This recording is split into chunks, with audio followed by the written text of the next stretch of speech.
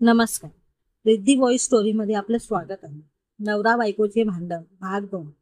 तिच्या मनात विचारांची उलटसुलट आवर्तने चालू होते. परत एकदा तिने त्याला फोन लावला. कोणीच उचलेना. काय करावं? लोकलमधून येताना हात निसटला का? कुठे पडला का? येता येता रुळावर कोणत्या गाडीने उडवलं का? नको नको ते ते नाना विचार तिच्या मनात येऊ लागले. म्हणजे स्वतःबद्दल आपले मन किती वाईट करतं विचार ना, तेवढे आपण आपल्या वैरी देखील आपल्याबद्दल वाईट विचार करत नाही. आजकाल रेल्वेत अपघात घडतात तर ताबडतोब मदत मिळाली पाहिजे असा रेल्वे मंत्र्यांनी आदेश काढलाय. पण त्या आदेशाला कोणी विचारतंय?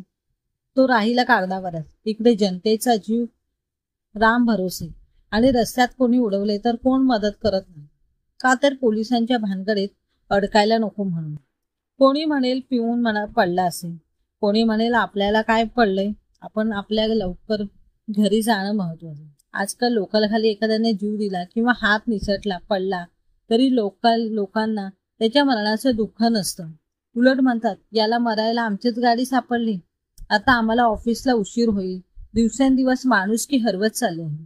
एरवी आपण तसे रस्त्याने एखाद्या पडला असेल तर कुठे लक्ष देतो? या विचारांसाठी ती स्वतःशीच चमकली.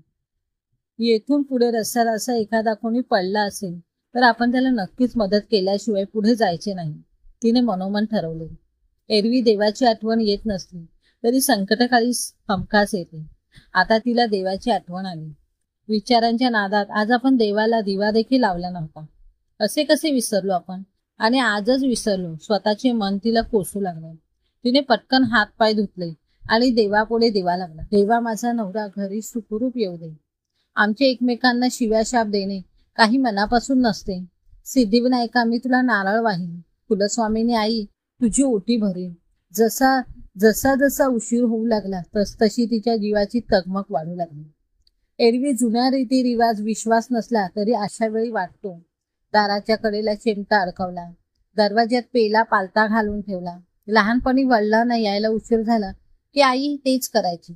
नंतर मोठं झाल्यावर आईच्या या अंधश्रद्धेला ती टिंगल करायची, हसायची. पण आता स्वतःवर वेळ आल्यावरती कोणत्याही क्षुल्लक गोष्टीचा आधार वाटू लागतो. त्याही परिस्थितीत तिला स्वतःचं हसू आलं. गेले 2 तास झाले टीव्ही उगाचच खोकलत होता.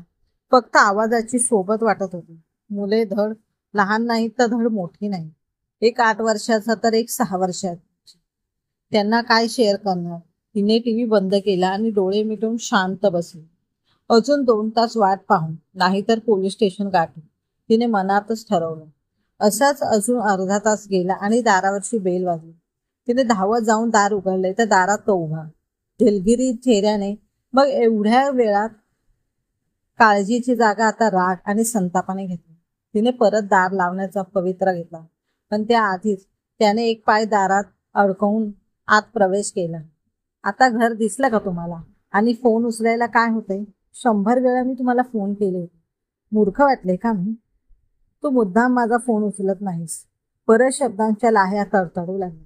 पण उगा शेजाऱ्यांना तमाशा नको. रात्री 11 वाजायच्या शांततेत तिचा आवाज तिला जास्त मोठा वाटला.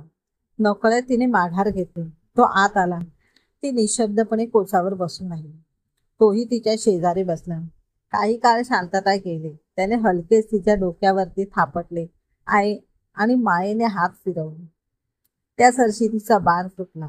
ती हमसून त्याच्या गळ्यात पडून रडू लागली. काय नव्हतं त्या रडण्यात? राग, द्वेष, प्रेम, संताप या सर्वाचा सुंदर मिलाप त्या चेहऱ्यावर दिसत होता. सॉरी बाबड्या, अरे एकाचा वाढदिवस झाला. ऑफिस सुटल्यावर त्याने पार्टी दिली एका हॉटेलात आणि त्या गोंगाटामध्ये मला मोबाईलचा आवाजच आला नाही. नंतर बघतो तर तुझे 17 कॉल.